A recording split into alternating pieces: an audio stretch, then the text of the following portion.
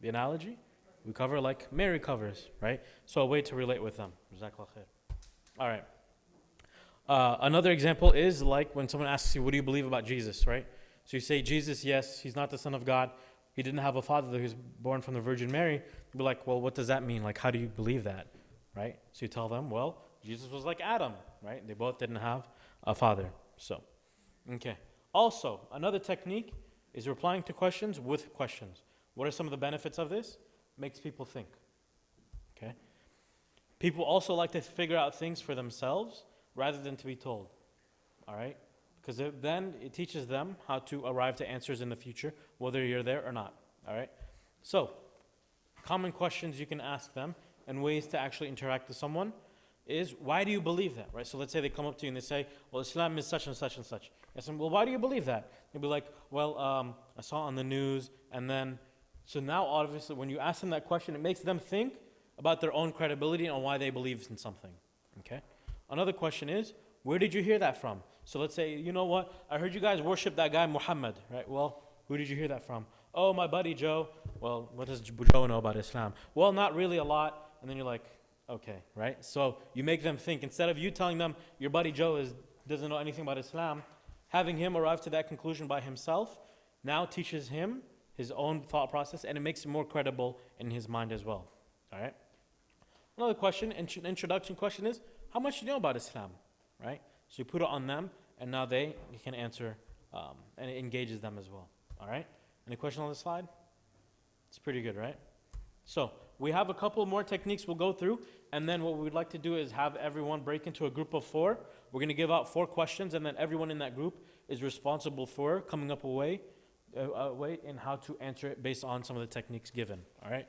Another technique that's important is to make sure you use facts. All right? Especially when people talk about Islam overseas and all that stuff, it's important to know your facts, okay? 23% of the population, 1.7 billion people on the face of the world are Muslim, all right? Telling people that, they're like, whoa, really? That's a lot of people. So now it makes it like something very common. Like Islam is something very normal, so it makes it easy for them to understand. This is a fact. You can't debate facts. They're there, all right? Of the world population. 1.7 billion people on the face of the earth. All right? Another fact. Let's say they talk about something happened on the news or whatever. Tell them, look, this is not what Islam teaches. Islam says, and then you quote verses in the Quran. All right? Such as, whoever kills a soul, it's as if he's slain mankind entirely. And whoever saves one, it's as if he's saved mankind entirely. All right? Some other stats. FBI statistics. We actually just used this when what you guys maybe have seen. We had a church today come take a tour. So then terrorism and stuff like that came up. And so Sheikh Mustafa gave them this stat, right? And when you give them this stat, it's very awakening. 318 terrorist incidents within this 25-year period. Ask them, how many of them have you heard about? Then they maybe realize, okay, you know what? I only really heard about the ones that Muslims did. 209 of them were bombings. But you know what? Look at the statistics, they speak for themselves. 6% of these terrorist acts were done by Muslims, all right? 42% by Latino, 24% by extreme left, etc., etc. So know your facts, okay? This is all research published by the FBI, okay? 3 out of 83 acts of terrorism between 9/11 and 2009 were by extremist Muslims, okay? The rest of them were done by animal rights extremists, environmental activist extremists. You tell someone that, you know what, between 9/11 and 2009, only 3 of the 83 bombings and terrorist acts done on the U.S. soil were by Muslim. They'd be like, 83 bombings, I never heard of them. I only heard about the Muslim ones, right? So you bring up these facts, okay? Also, this propaganda. This slide is very heavy on propaganda because facts, especially with this category of discussion, is very important. Okay, tell them that, you know, there's more terrorism in the 70s than there is today. They'll be like, what on earth? Why are we spending all this money on the DHS and all that stuff? Okay. Techniques, be civilized.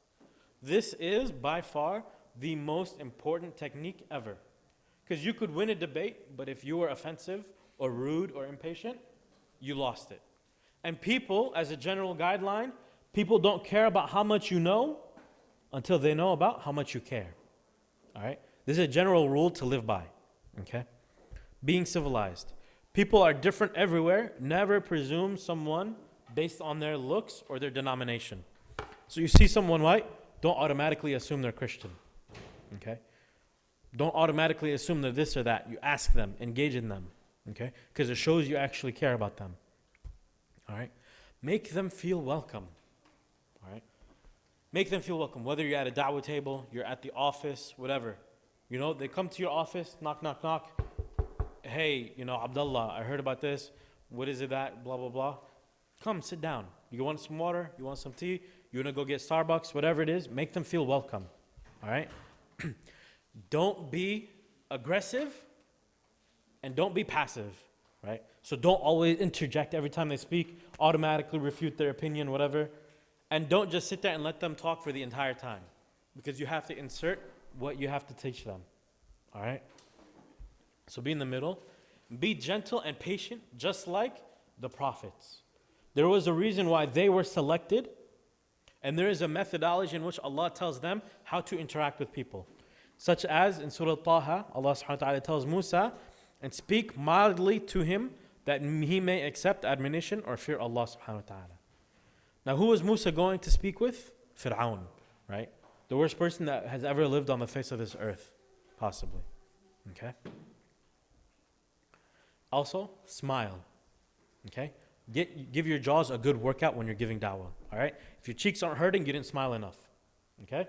It's a very good general principle. MashaAllah. All right? How many? No, it's natural, mashallah. It comes with the suit and tie. All right. I see you guys are taking pictures of some of the slides. If you guys want afterwards, I can just share some of them with you. Okay? So here's a list of, we did the do. These are some important things. Do not do. All right?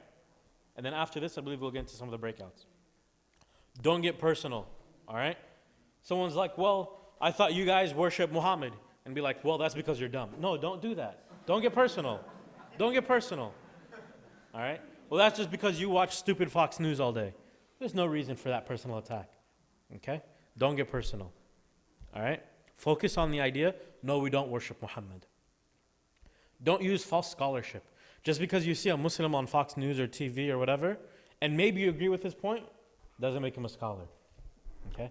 This is important. Not every Muslim on the TV, on the news, is a scholar. In fact, majority of them, a good rule is if they're on there, probably not. Okay? So, don't focus on other countries. All right?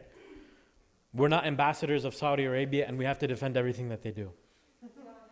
All right? This is important because we get caught up in this. How come Muslim women aren't allowed to drive? Well, Saudi Arabia is Mecca and it's the holiest. No. Calm down.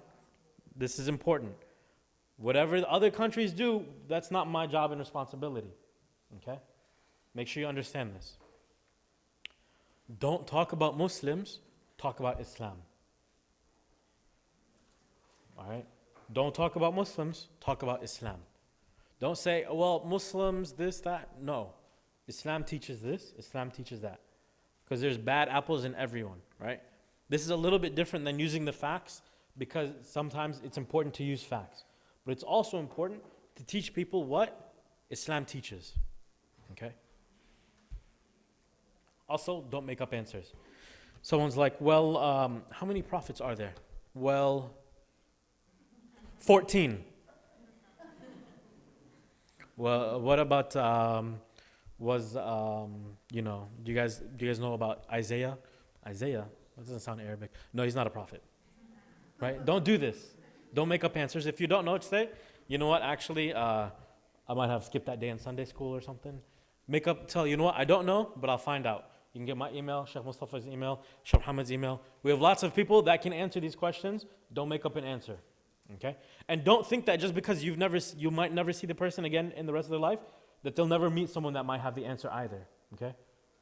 So please, don't make up answers. All right? Why do women have to wear hijab? Because hair is astaghfirullah. Okay? Don't make up answers. Okay? Don't use Arabic words. Okay? So, where did Muhammad live? Well, Muhammad sallallahu alayhi wasallam lived in Quraysh and they were living in in Saudi, and don't use Arabic words. Okay? Well, it was narrated by a sahih hadith by Bukhari rahimahullah ta'ala that the Prophet sallallahu alayhi wasallam on the narration of Anas radiallahu anhu who's a sahabi, don't use Arabic. All right? Sometimes there's an important reason to use it. For the majority of the time, don't use it. Okay? Don't use foreign language because the importance is, and subhanAllah, listen to this, the dua of Musa alayhi salam. When he made that dua, he said, يَفْقَهُ قَوْلِي, so that they understand my speech. Not so my speech is heard. The important part is that they understand what we're trying to say. That's why we use these techniques. So make sure you speak in a language and a manner that is acceptable for them, easy for them to accept it. All right? Now, sometimes there are some exceptions. So for instance, one of them, and I'll give you this right now. Say someone says, why do women have to wear the scarf?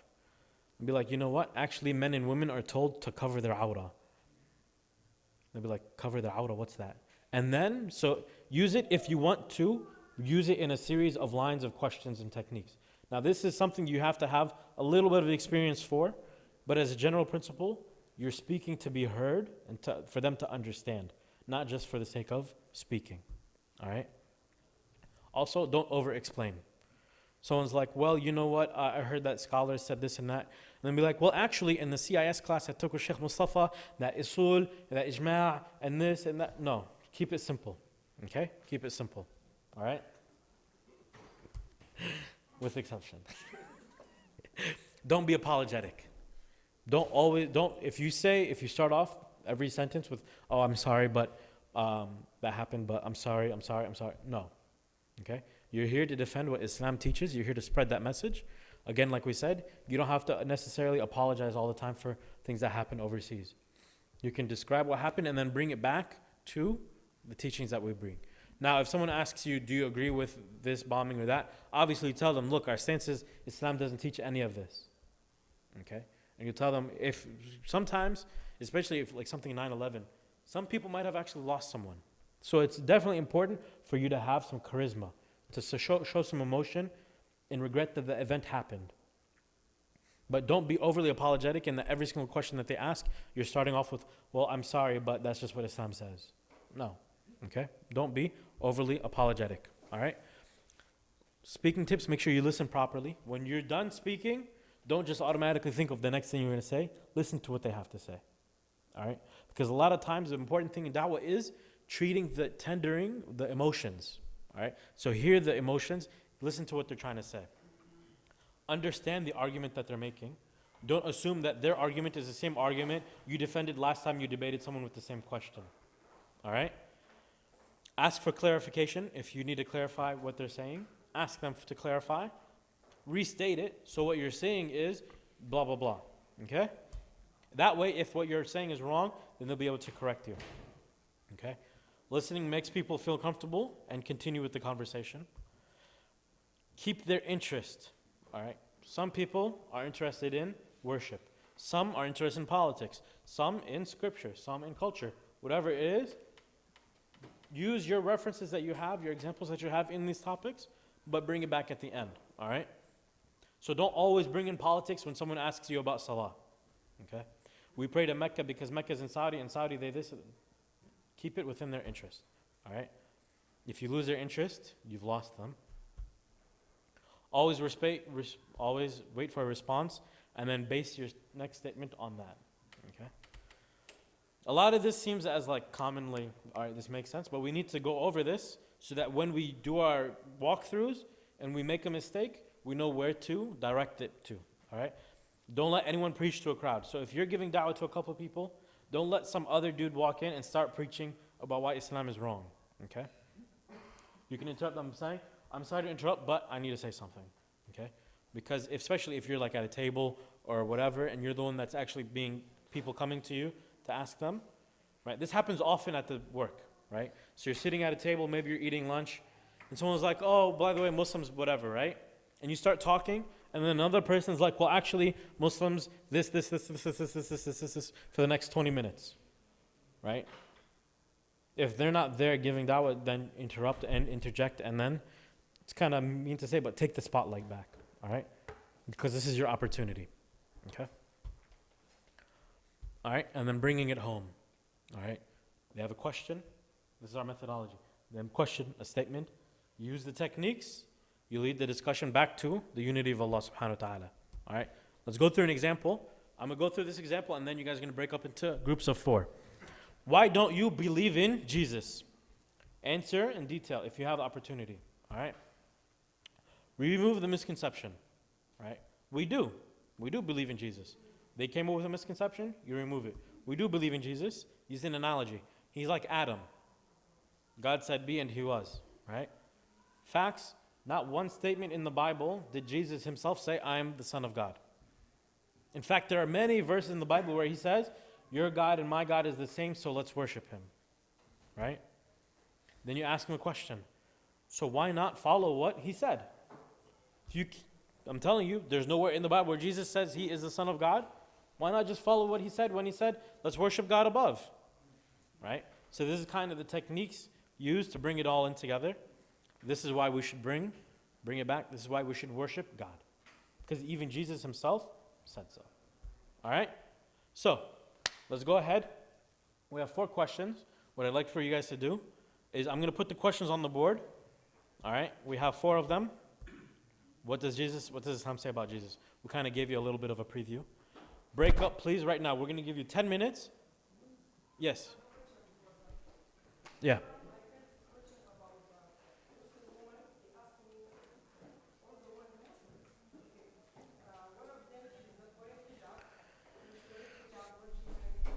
Mm-hmm.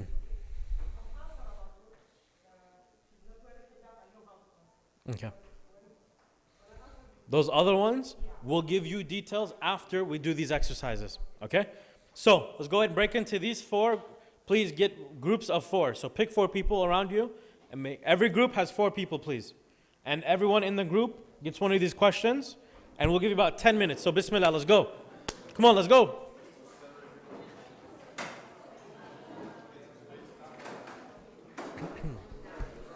You guys have to stand up, so please stand up and then get into the groups. The first question, what does Islam say about Jesus?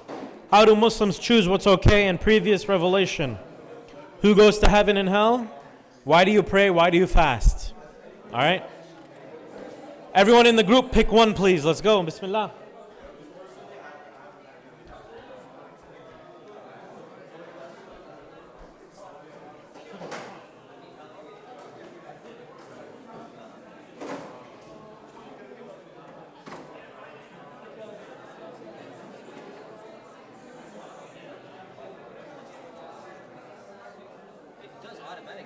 Maybe one of the USB ports stopped working, potentially. I did all 3. You did try all 3? Yeah. You might want to try and get this CIS laptop. Yeah. Oh, it's working now? Magic touch.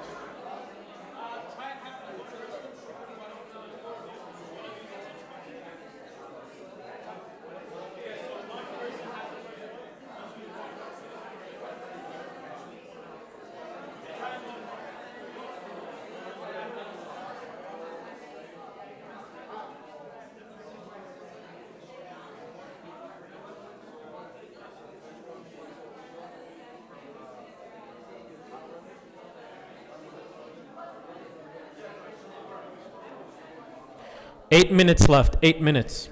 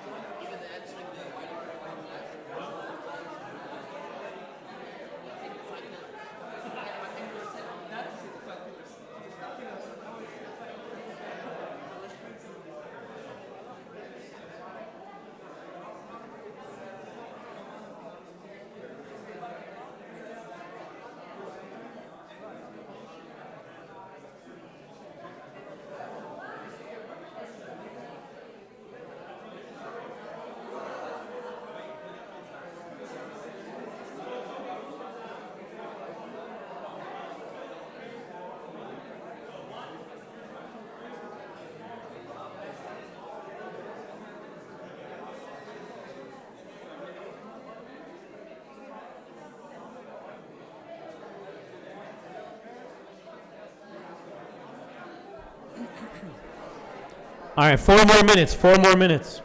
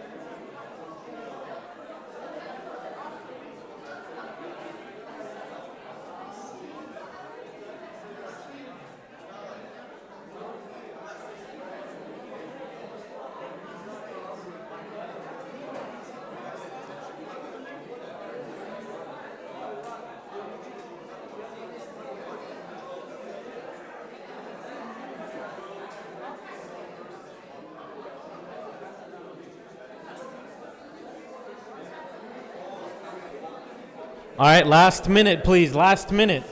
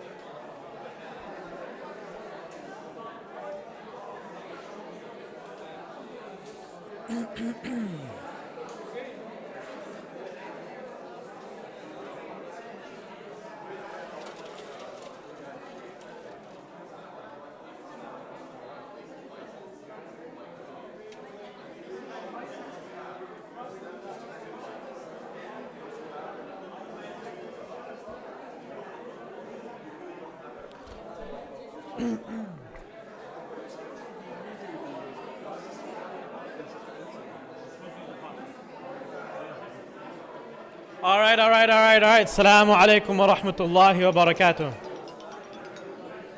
Assalamu alaikum. Assalamu alaikum. Sorry if that was a little loud. Still experimenting. Okay, طيب. So, okay. How was that? Was that good? You got some exercise out of it? Yeah? Some experience? Alhamdulillah. All right.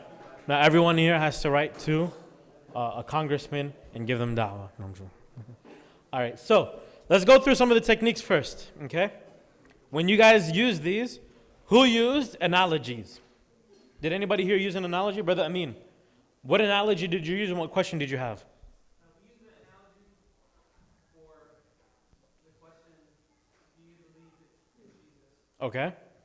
So, a lot of people think if you believe in Jesus, you'll automatically go to heaven. Yeah. So we use an example, imagine taking a class, and on the first day of the class, the professor telling you, if you all believe that I'm the best teacher in this whole school, then I'm going to pass everyone, you're going to get an A+. Okay. So obviously, if you people who get that A plus at the very beginning of the class, there's no incentive for them to work, study, do their homework, take the test. So the same thing too. If we had that guarantee, at what point is it for us to, try and be good throughout our life? Okay. Good. So use that analogy with the question on Jesus alayhi salam, and that you can't just automatically enter Jannah, you have to do good deeds, right? So use an analogy and examples. All right. Anybody else use analogies? Nobody used an. All right. Alhamdulillah. Yes. Okay. So prayer and fasting. Just 1 second. Okay. Very good. Very good. And in fact, we know the ayah that's always repeated in the beginning of Ramadan, right?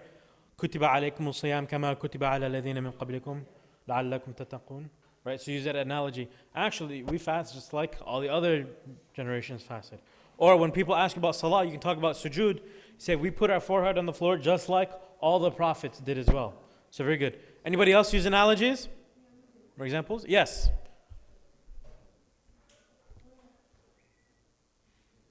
Maybe you're sure, maybe you're not.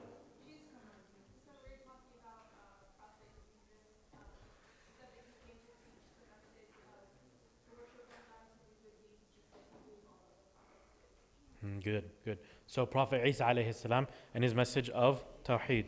Okay? Whoa. All right. What about answering with questions? Did you guys use any of those? Yes. Loud in the back because I have bad hearing.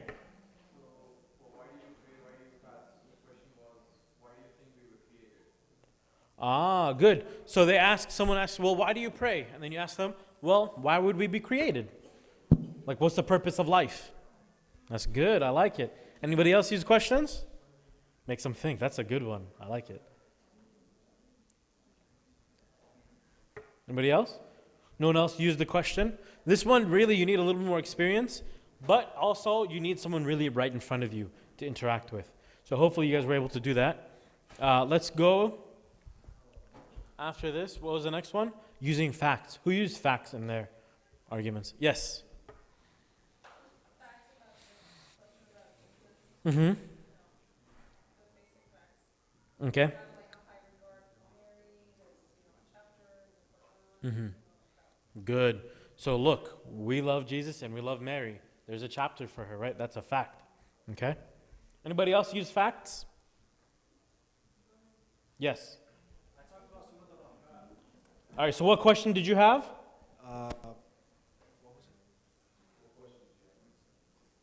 For Surah Rahman. Very. It's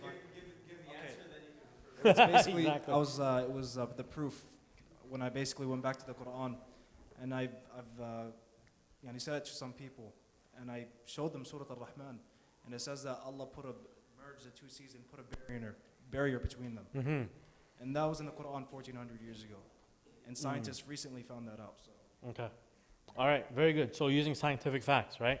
Some of the miracles of the Quran having facts that we may not have known about until a couple hundred years ago. Very good. All right, very good, alhamdulillah. Anybody, civilization, anybody smile? Were you guys smiling? You guys better have been smiling. Come on, subhanAllah. You guys know each other. Huh? But did anybody like try and focus when it was their turn to role play that they were smiling a lot? No? We have to. So when we do the next session, make sure you use these techniques. Even if you know the person next to you, you have to pretend that they're asking you this question and you have to give them that response as if you would do it on the street. Okay? All right. Did anybody do any of these? This is what I really want to know. Who used these? Huh? None of you guys used Arabic words? He said Surah Rahman, right? No one else used? Like when they talked about, when it was about the hijab, none of you guys got personal? Well, Muslims are modest and you guys aren't modest. No one did that? No? Alhamdulillah. Don't ever do that, by the way. Okay? All right. Very good. Alhamdulillah. Were you guys all listening when the other person was speaking? No? Mustafa, come on, man. All right. So, you guys listened when the other person was speaking. You guys used these techniques?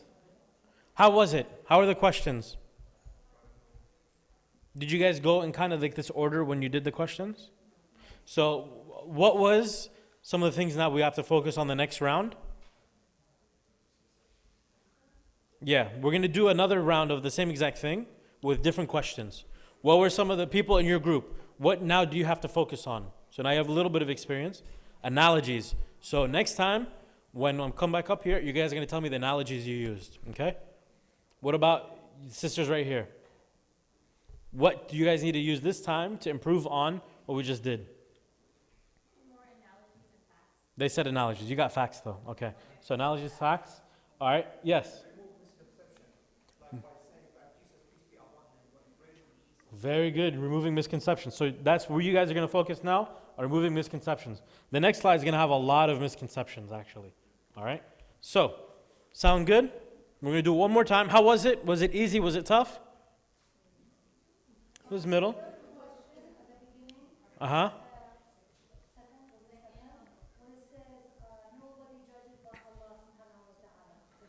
Who goes to heaven and hell? Okay. Okay, but what did Allah tell us about His judgment? Who goes to heaven, who goes to hell? Did you guys ask her that question? So you guys have to pretend you're the one that's asking. So you ask her, who goes to heaven, who goes to hell? She says, Allah judges. Okay, well, what did Allah say in the Quran about who goes to heaven and who goes to hell? Now you have to reply to that, right? Because now, so that's a good question. We believe that there's rights of people and rights of Allah, right? In order to go to heaven, you have to fulfill both rights. Okay? You're lacking in one of the rights, Allah has the right to give justice to you. So, make sure you use examples.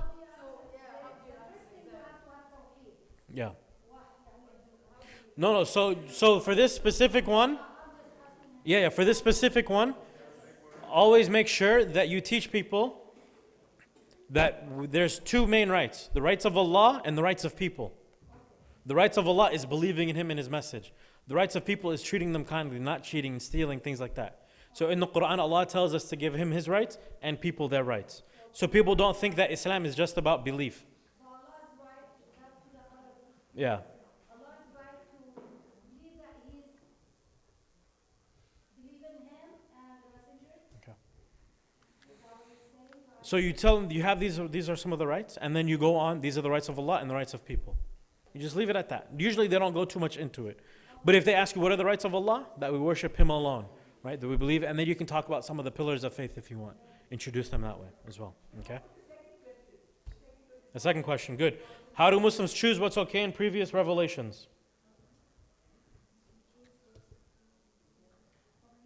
Yes. Very good. Very good. Right? So you tell them, if it's in the Quran, we believe it. If it's not in the Quran, we're not going to say yes or no. If it goes against what the Quran says, then we say, we appreciate it, we will agree to disagree. It's very short, very simple, very easy. Okay? We talked about who goes to heaven, who goes to hell. We talked about Jesus. What about praying and fasting? What group had a good answer for this one? All right. Who was it in your group that had this? I think it was you, right? All right, Bismillah. What did you have? Yeah. We're told in the Quran to pray, and how to pray we're told an example of the Prophet. So if someone says, why do you pray? You say, because we're told to. So we pray because you have to repent your sin. Okay. The way of countering that wasn't your answer though. Okay? Your answer was that his answer actually was that it's command of Allah, we obey Allah. It's his command. Good. Yeah, alhamdulillah. So worship. What else? I can relate it to some scientific facts or some medical facts. Mm-hmm. So you also, so when you talk about fasting, you can talk about some of the scientific health benefits of it, right? Very good. What else? Mustafa. Oh, I'm sorry. Okay, so benefits of the body, right? Get your back. She was really interested in praying. Mm-hmm. My God, this is all the stretching that we do as a children. Alhamdulillah. Very good, right? Mustafa. Yeah, in terms of fasting, before I try to relate it to Islam, I went ahead and used some logic to it. When you fast from dusk till dawn, or Yeah. Yeah. if you fast for that time, 30 days in a row, it teaches you certain morals, like patience. It teaches you how others live like that on a daily life. You know what I mean? And then I related that saying hey, you know what? Those morals are also taught in Islam. Very good. Okay. So relating it as well. All right. So last one because adhan is made and then we'll have some open questions at the end. Okay?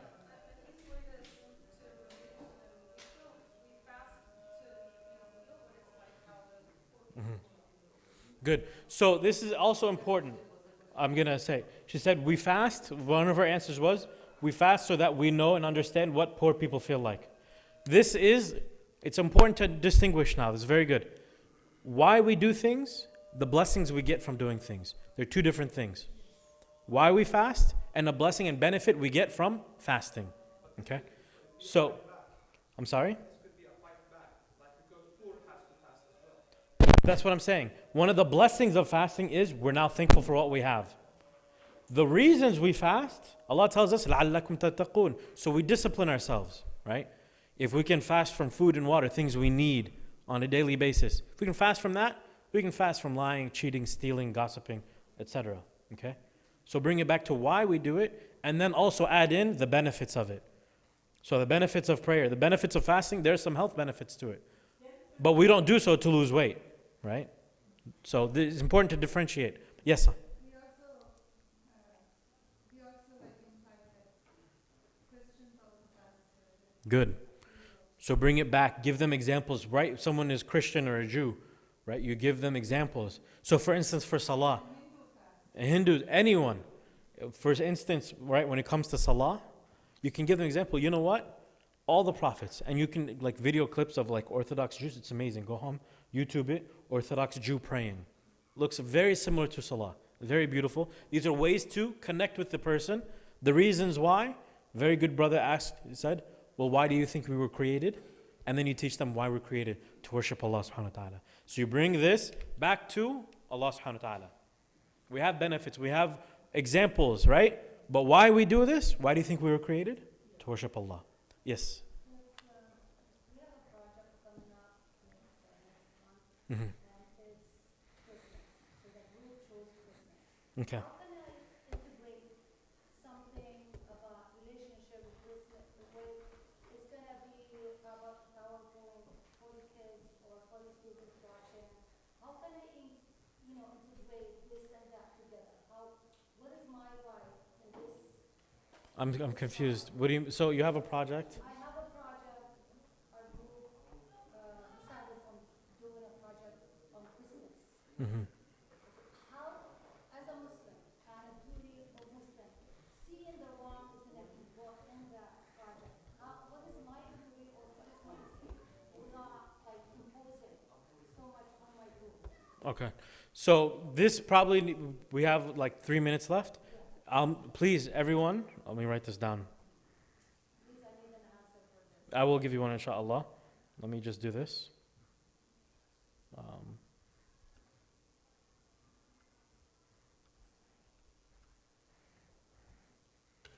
I need everyone to please take down this email address. Email me because this is a little more detailed. We have 2 minutes left before Salah. So email me and then inshallah. Okay? Any other questions on the techniques? Anything else? I have a project, I have this specific thing.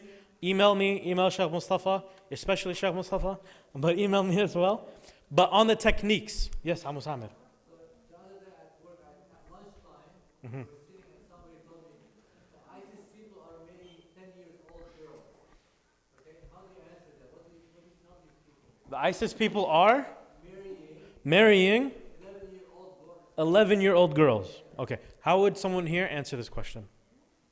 Yes. They're going to be punished. Okay. Let's have one conversation, please. Yes, sister.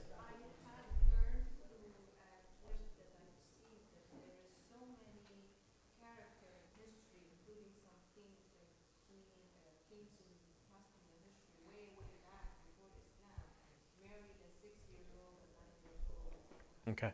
So your way of telling them was there's other people that did this too. Is that a good technique? Hold on, wait, please. Brothers, salam alaikum.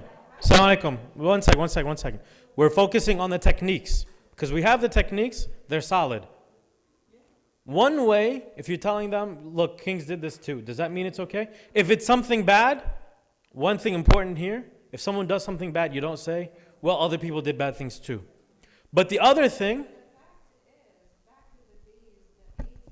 that might be a fact, but people today don't care about what happened 400 years ago, right? Because now they see the TV news, ISIS 7-year-olds, they're going to assume your cousin also marries 7-year-olds.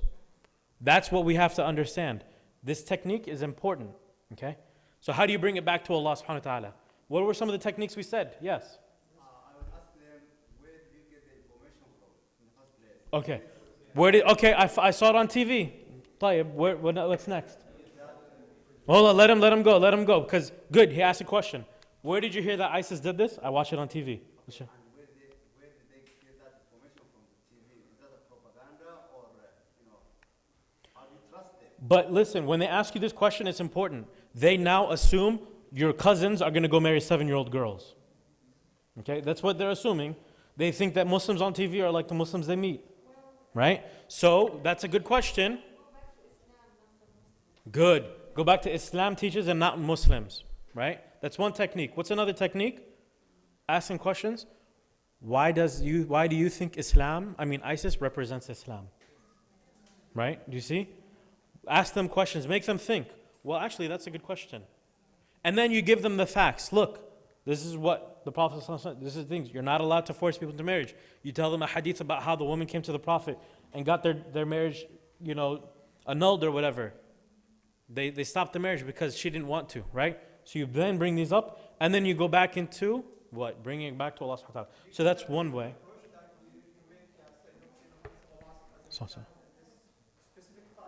Mhm. Yeah.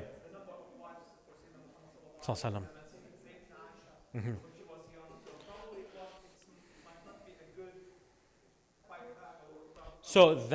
So leading to this is important because then you clarify that. Because we should not be ashamed of anything. The Prophet ﷺ married Aisha at her age. It's a halal thing. It's not one way to defeat it is the Prophet married Aisha when she was an adult. Now what's the response? That's a fact. Because back then adults, even to this day in a lot of countries, adulthood hits puberty. So, yeah. But then you can get into some other details, right? But his ahadith are, you can't force people to marriage. Whether or not, they accept, but forcing like a man to marry a 7-year-old, clearly authentic, you can't, 100%, right? So, all right, we're good? Okay, yes, Shaykh Mustafa. Would you guys like us to do this on a more regular basis? Okay, yeah? How did you guys like it? Was it beneficial? Yeah? Alhamdulillah. Huh? Yeah, alhamdulillah. Yes. I'll be there with you, inshallah. All right, jazakallah khair. Email me. So yeah. Or see me after salah. Or you can ask the sisters. جزاك الله خير سبحانك اللهم وبحمدك نشهد أن لا إله إلا أنت نستغفرك ونتوب إليك السلام عليكم